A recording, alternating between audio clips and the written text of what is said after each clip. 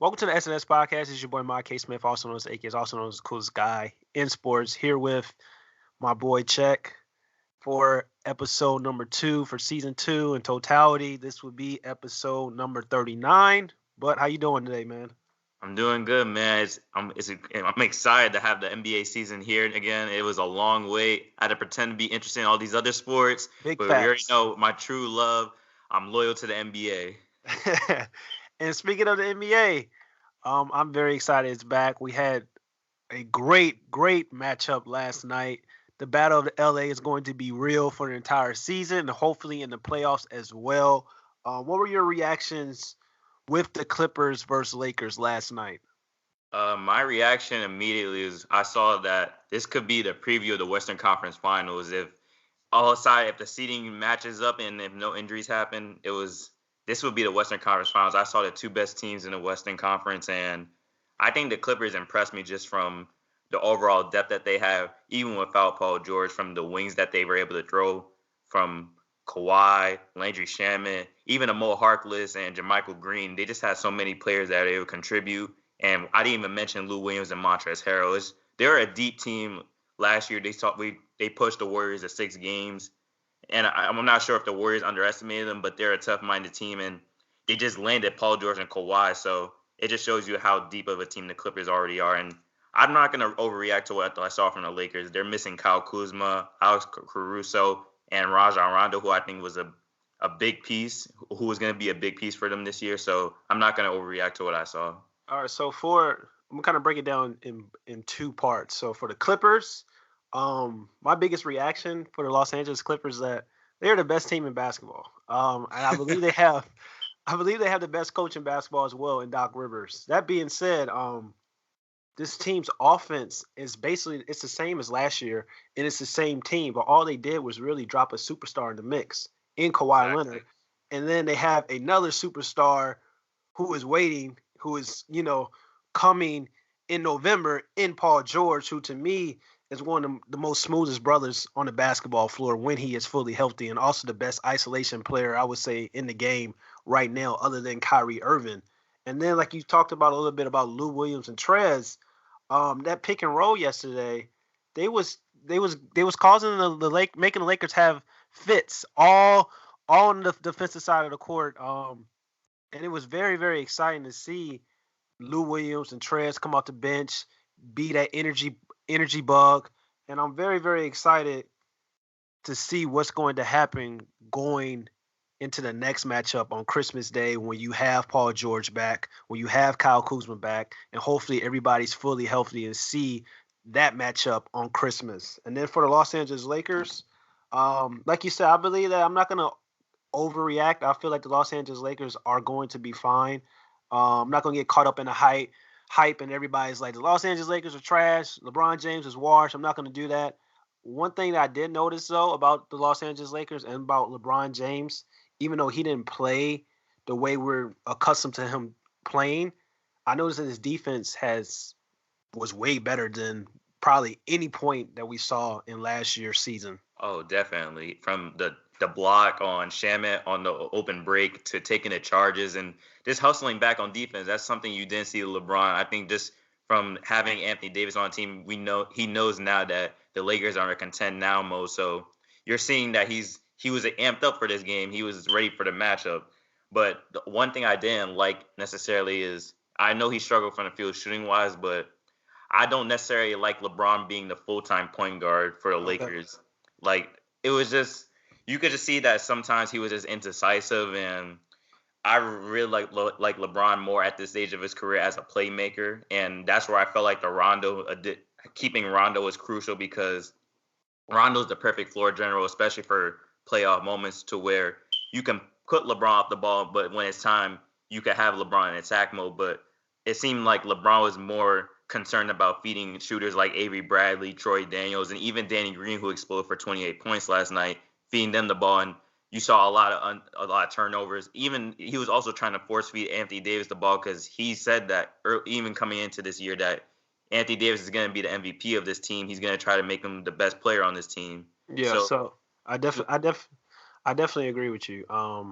But it just seems like Last night reminded me of kind of like what LeBron James does when it's the finals, first game of the series, or Eastern Conference championship, like the first game of that series. Like he always does that. Like he'll come out in the first game, and their team will end up losing, and he try to dictate and read defenses to get others involved. And then he did the same thing last year with Brandon Ingram on opening night. He kind of tried to force feed Brandon Ingram, get him involved, see what he can do, see what he was about. And he did the same thing this year with Anthony Davis, trying to force feed him the ball. But my issue is not really necessarily with LeBron, but it's going to be with Frank Vogel. It's up to Frank Vogel to create a better offense that's going to be suited for the Los Angeles Lakers.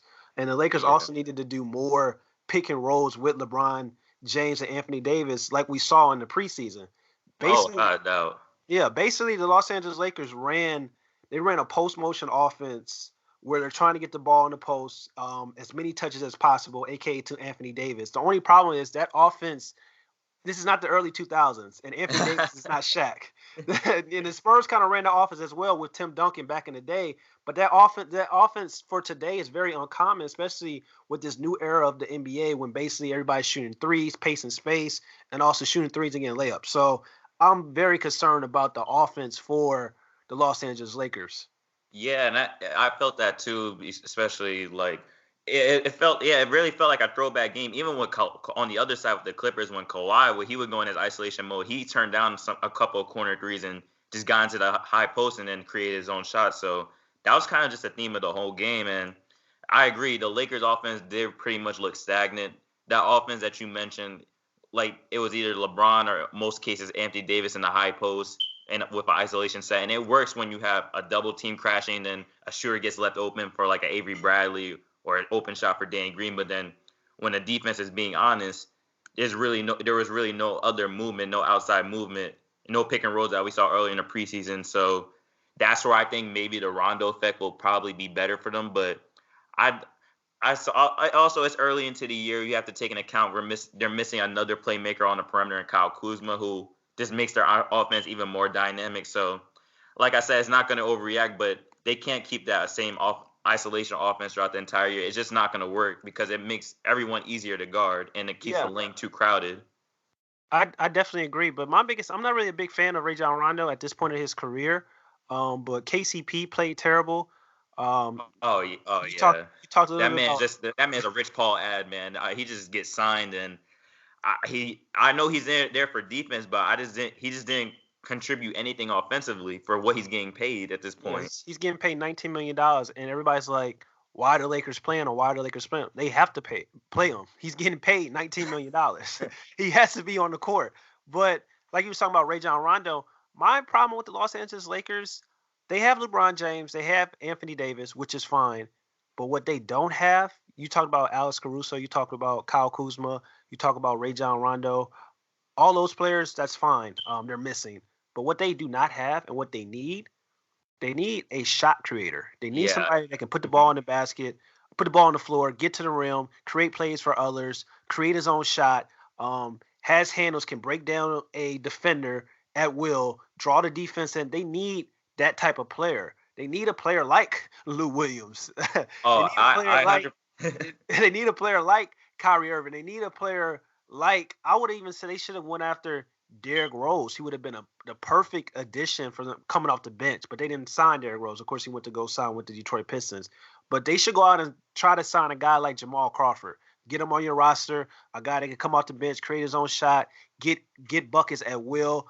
I know he's like 38, 39 years old, but he dropped 50 points last year with the Phoenix Suns. They could use a guy like that on their team going forward. Oh, yeah, most definitely. I agree 100%. I was just going to say before you mentioned his name, you just gave the definition of Kyrie Irving right there. Honestly, that's exactly what they need, an explosive combo guard that could really just create for others, but most importantly, put pressure on the defense. Because, like you said, it's good to have LeBron and Anthony Davis and shooters around them, but at 35 years old, you can't expect LeBron to really do that throughout the entire stretch of a game, especially during the regular season. So you need a guard that is consistently able to put pressure on the defense, and that was one thing they're missing. And I'm not sure, even with, like you said, even with the people that were missing from that game, Kyle Kuzma isn't going to break a defense down on the perimeter like that consistently. Yeah. Alex Caruso, like we all know he gets a lot of hype on social media and all, but how he's gonna be when the pressure and the lights are on him, instead of like the last stretch of the year where the games are already determined, we're not gonna. We'll see how that goes. And yeah, Rondo, he's a floor general. He's not gonna be the type to break you down. So maybe this trade deadline we see something happen, or like you said, maybe a Jamal Crawford or someone gets picked up later on, but. I don't. It's really early on. I don't think this is going to be a finished product of what the Lakers are. So we'll see from how this is until next matchup in December. There's a lot of contract extensions that were signed with Buddy Hield, with Jaylen Brown, also Bradley Beal, Pascal, Siakam. So I want to know, in your opinion, which contract, which player got the best deal, and which player do you feel like is going to take to the next step going forward?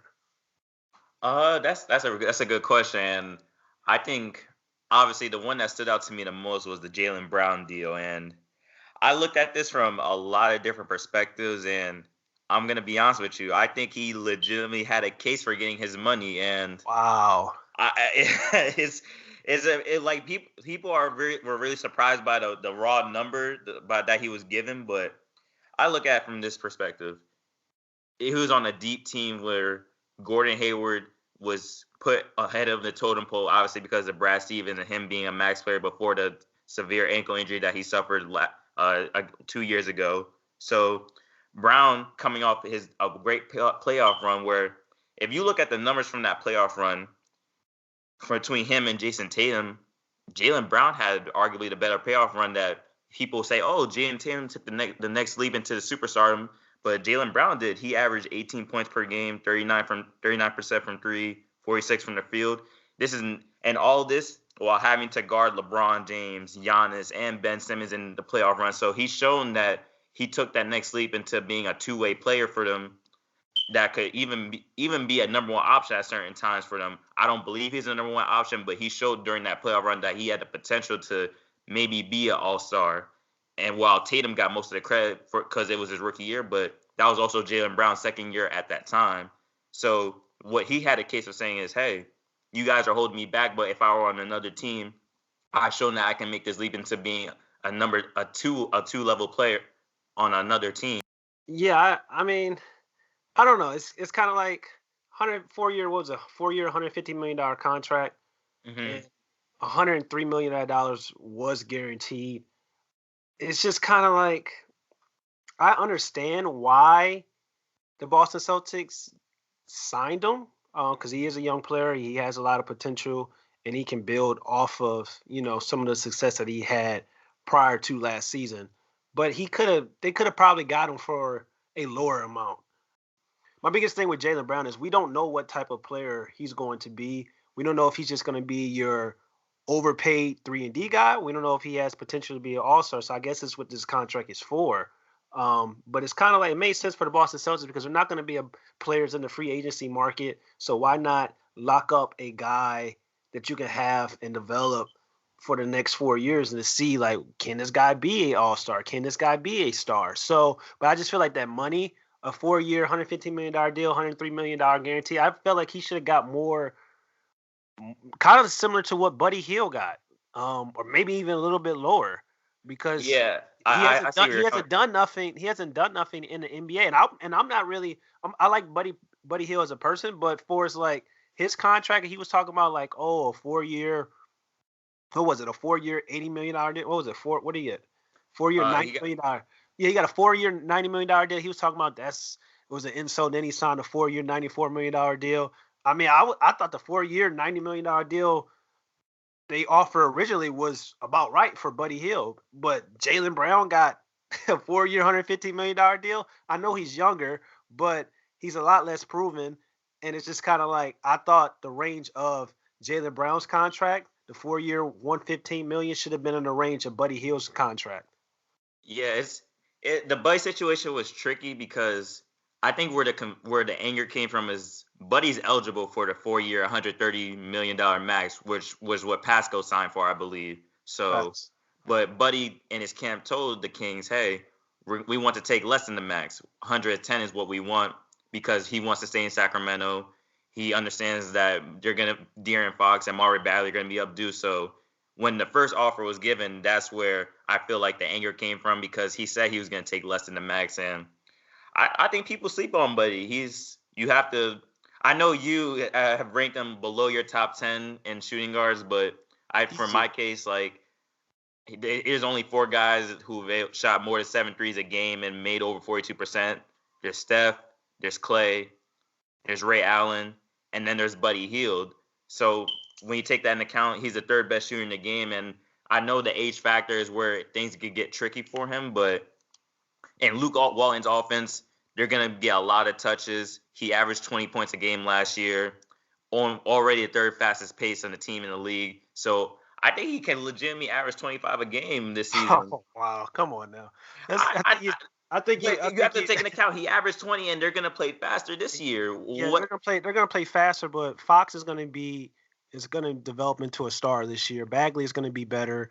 You still got Harrison Barnes who's gonna get you 16 to 17 to 18 points per game. I don't see Buddy Hield making that jump from 20 points to 25 points per game. Now he could maybe, but I just don't see it happen. I don't think he has that type of arsenal in his in his bag for real to be that elite of an offensive player. I definitely see it. Like, in terms of off the dribble, like, he's not where I think Bradley Beal is at this point, a shooting guard or a shooting guard that could create off the dribble and come off screens. But I think he showed a lot of development in this game, and I know Marvin Bagley is going to take a step up. De'Aaron, I don't even think De'Aaron needs to even take a big leap in statistically from where he came from. I just think he'll get the All-Star nod just based on where the Kings are in the playoff race, because his numbers were great last year as long as he can improve the efficiency. But I think the opportunity there is for Buddy, and he's in this prime, whether we look at his age as a plus or a negative, 27 years old, and basketball years, he doesn't have that much experience. So he's only getting better while in his physical prime. So I think the opportunity is there for him to be among the league leaders in scores, because just to shoot, the league prioritizes shooting now, and the amount of threes he's taken last year is only going to go higher with Luke Walton's pace. And if he's going to continue to make at the same clip he did, then hey, man, Buddy can have a really underrated year. Yeah, I think he's gonna average similar to what he averaged this year. He's not. I just don't see him making a jump. He's not. He's not Bradley Beal. He's not a Drew Holiday. He's not a Klay Thompson. Not a James Harden. He's not a Donovan Mitchell.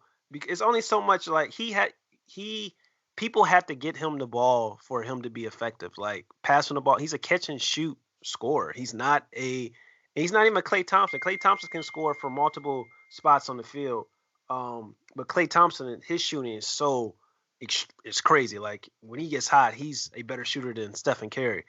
Buddy Hield is not none of that. So I just don't see him taking that jump from going to 20 to 25 points per game, even if they're playing in a fast-paced offense that Luke Walton's going to have him playing in, because De'Aaron Fox is going to be the star and the best player on their team this upcoming season, and Bagley is going to improve as well. And if Bagley makes that jump, he possibly can be, the second scoring option, but he could be the third scoring option when it's all said and done. But you mentioned Bradley Beal, who also signed a 2-year, $72 million extension, which made sense to me, because Bradley Beal is a guy that, to me, I think he's the second best shooting guard in the league. He's just not in the team situation to get enough praise and credit that he deserves. Oh, definitely.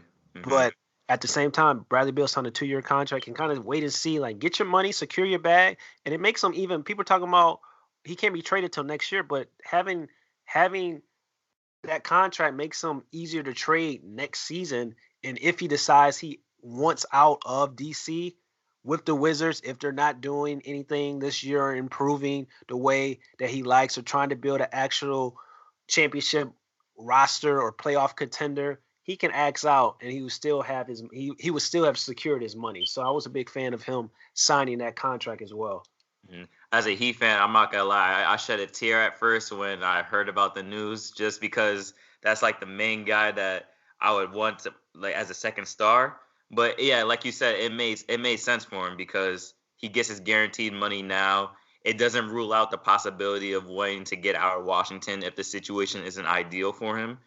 And most importantly, like it just gives him a chance to weigh his options. Maybe John Wall bounces back from a good year. I'm not sure how it is, just based on the injuries he has to suffer and how he's not even gonna play this year. He's gonna come back next year. So, but Brad at least gave himself a whole deck of cards to work with by signing that money, and the most importantly is that he got his guaranteed money. I definitely agree. And another player that signed a great deal was Pascal Siakam, a 4-year, $130 million extension with the Toronto Raptors. And it was a smart move by the Toronto Raptors. And he may be the best player out of all the guys that we talked about that signed the contract extension when it's all said and done. Because last night he had 34, 18, and was like 7 or something. Like, this guy is going to be here's my hot take. Pascal Siakam is going to lead the Toronto Raptors to possibly a top 3 seed, maybe even obtain the number 1 seed. Maybe even obtain the number 1 seed this year over the Philadelphia Sixers and the Milwaukee Bucks, and he's going to get some MVP votes. That's how because it's like his game is similar to Giannis. He's actually now he's in a position where he can be the focal point of your offense, and he's already more skilled than Giannis when it comes to shooting the basketball. It's crazy. He has his own team, and they're going to be really, really good. A lot of people are kind of like, well, he lost Kawhi Leonard. That's why I was like, pump the brakes. They still got Pascal Siakam, and if he takes that leap, which on any indication of last night, he's about to take that leap, the Toronto Raptors are going to be a top 3 seed, could be even a number 1 seed, and he's going to get some MVP votes if he plays the way he played last night. I could possibly see him going from, 16 and 9 last year. I can possibly see him going to like 24 and 11, 25 and 12 maybe this year, because they're going to need it.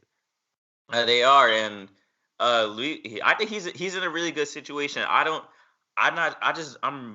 it was the first game, and he played amazingly well before he fouled out. So I'm not ruling out what you said and he's in a good situation to where he has a former All-Star in Kyle Lowry, Fred VanVleet. Those guys just won a championship. Their playoff experience, their battle tested. So they don't necessarily need him to carry that load, even though he is going to have to be the best player. But not all of the load is going to be put on his shoulders in a sense. But they can ease him into that superstar role. But it's like the Buddy situation. Even though Pascal is, I think, 25 going to 26 and Buddy's 27, he doesn't have that much basketball experience. But because of that, he's still able to groom himself into that superstar player because he has so much to learn. And that's where I think this, like Michael Jordan said, the ceiling is the roof for Pascal Siakam. Yeah, definitely. I think he's more likely to reach that 25 range than Buddy Hield because the potential is there.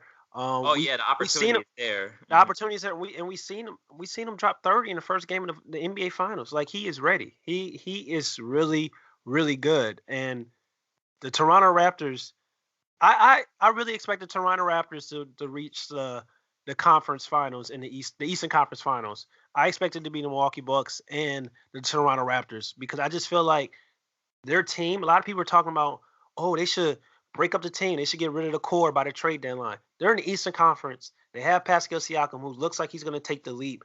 They're going to be really, really good, and they're going to be really, really special, in my opinion.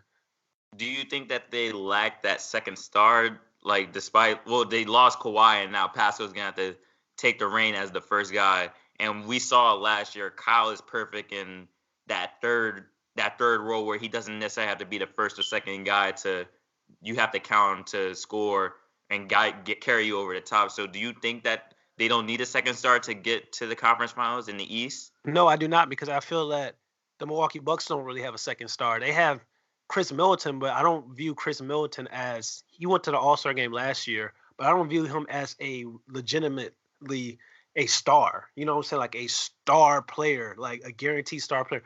He's really like similar to Kyle Lowry. Kyle Lowry is a star. He can be an all-star sometimes, but is he really like that main guy? You know what I'm saying? So it's just kind of like, I feel like they're going to battle it out with Milwaukee and possibly face the Philadelphia Sixers in the Eastern Conference Finals.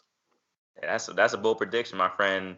What you're basically betting on is that Pascal has a Giannis year if you compared Middleton, Kyle Lowry in the same sequence, because Toronto's is still a deep team. Like, even like a Milwaukee, they have a They have a really deep bench. They just won a championship, so people tend to forget that because they lost Kawhi. But there are many experienced players on that team. So in order for that to happen, you would have to assume Pascal has a Giannis year. And from what you said, you think he can do it, and I think the skill set is there. I just over a course of a year, him being in that role, I just think there's going to be some growing pains. So I'm not sure if this is going to be necessarily the year he takes that jump, but I'm a fan of the contract and the player as well, and I think he can do it. I'm just not sure it's this year. We'll see. You think Buddy Hield is going to take a jump? And hey man, that man's the third best shooter in the league, my boy. And Pascal Siakam is way better than Buddy Hield, but we will definitely see. Yes, sir. So there's been a lot of talk about who's the best player in the game, and everybody says it's Kawhi Leonard. Some people say it's LeBron James. Some people say it's Giannis Antetokounmpo. Some people think it's Stephen Curry. So I just want to get your take right now before we get too good in the season. Who is the best player in your opinion, Cheikh? The best player was definitely on the floor last night. So in my opinion, it's Kawhi Leonard, man. I have to say Kawhi because I'm not going to overreact to what I saw from LeBron. LeBron's going to play much better than that. Everyone who has a realistic take can understand that LeBron's going to play better than that. However, I just feel as though the best player is LeBron isn't going to have to be the best player on the Lakers because he wants Anthony Davis to embrace that role. And if we're really going to give the title of best player to someone, it's going to be someone who's I think is going to be the alpha of their team. And I just don't think we give Kawhi enough credit for how he's evolved his game into being a 3-level scorer. And just he's just an overall dominant player on both ends. And if KD is there, then that's where the debate can get tricky. But as of right now, if no Kevin Durant, I think Kawhi Leonard is the best player in the game. Okay, well, let me break it down to you. I'm not going to get overly anxious about the game last night. If I did, I will be telling you what you're telling me right now, that Kawhi Leonard is the best player in the game. Now, last year's postseason run, where he looked incredible and was the best player in the postseason and kind of started to get that title as the best player in basketball.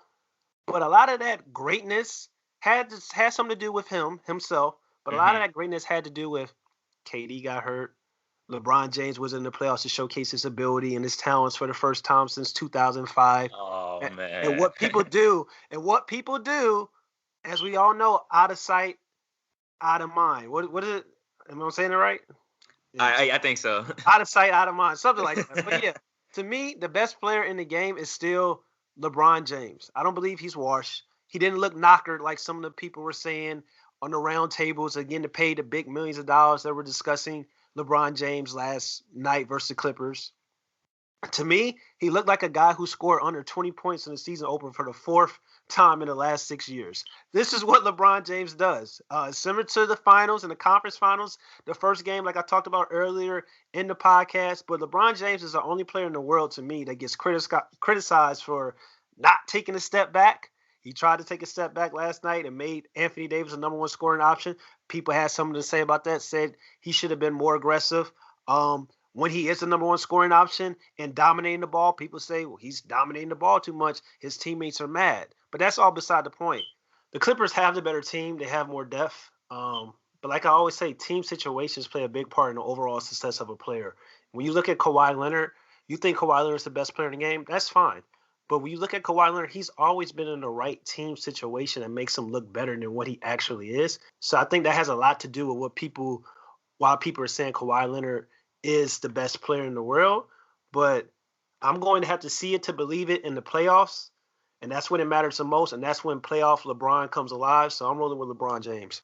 Yeah, I just think we just don't give the man enough credit in terms of what he's accomplished. And I just think in terms of, like, if you were to rank from a skill set perspective on what, obviously Kawhi will never be the passer that LeBron is, but I just think from defense to scoring the basketball at all three levels, Kawhi has just evolved himself to a point where I think he's literally the best at every single category there is, aside from the passing element, because he'll never be there. That's not true. He's not a better passer. He's not a better scorer than LeBron James. That's not true. Can you really say that? Yes, I can, but that's a discussion for another podcast. Oh, wow.